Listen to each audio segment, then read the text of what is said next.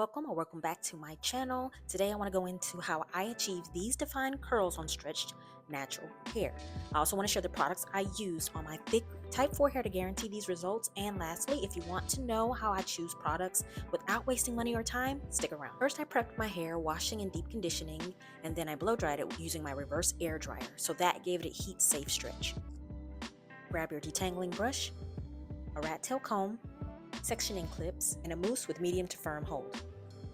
First, start off by parting your detangled, stretched hair in the direction where you want your curls to fall. My favorite is the side part. Then, to make my twisting process super simple, I like to clip up my hair in a lot of sections, enough so that I can stay focused, make sure that I get every single section complete, and there's no tangling.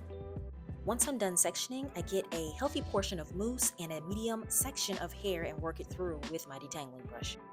Quick pro tip: in order to reduce shrinkage, you can braid the base of your chunky twist and then 2-strand twist all the way down by separating the middle strand.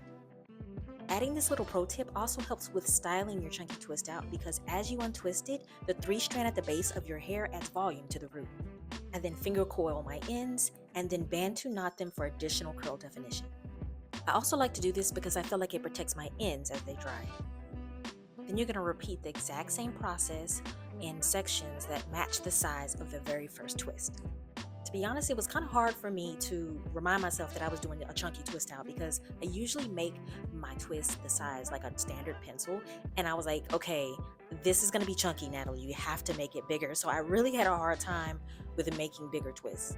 Honestly, I think it's just because of muscle memory, but I will tell you, doing chunky twists saved so much more time than my smaller twists. One of the things I also decided not to do with this style was to mist my hair with water before because I wanted to make sure and reduce the amount of shrinkage. Plus, the water inside of the product actually rehydrates my hair, not to mention my wash day, which was super hydrating. Which leads me to another pro tip for hydration. Never be afraid to add a little bit more product to the end of each twist. The ends of your hair tend to be the driest and the oldest parts of your hair, and they need a little more TLC than the rest of your hair strand. The mousse I'm using has water as its main ingredient for hydration and biotin for strength. Okay, usually by now I'm in the groove of things and I'm either watching Netflix on my iPad off camera or I'm listening to my favorite playlist. So let's do it.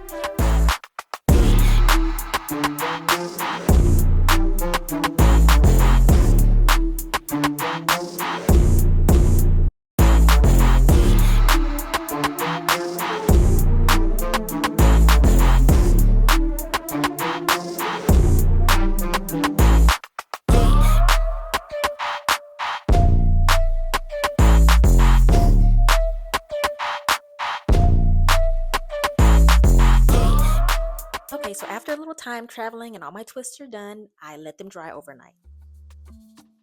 Here we are next day after running all my errands. I really wanted to make sure my hair was dry, so I pulled it back. I can't stress the importance of making sure your twists are dry. That is the number one thing that makes all twist outs fail. Trust me, I get it. Waiting for your natural hair to air dry can be time consuming, but when it's done right, the results are unmatched. After untwisting each section once, I like to go back in and choose different areas where I want to separate it a little bit more to create volume and still preserve definition. I also like to use the end of my rat tail comb in order to lift the root a little bit more for volume.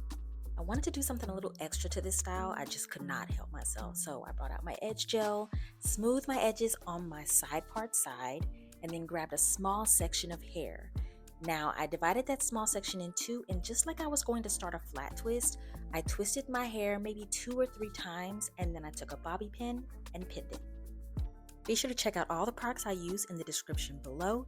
And in case you were wondering how I save time and money in choosing my products, it's knowing my ingredients. Grab my product cheat sheet for free in the description below. I'll see you in the next video. Bye.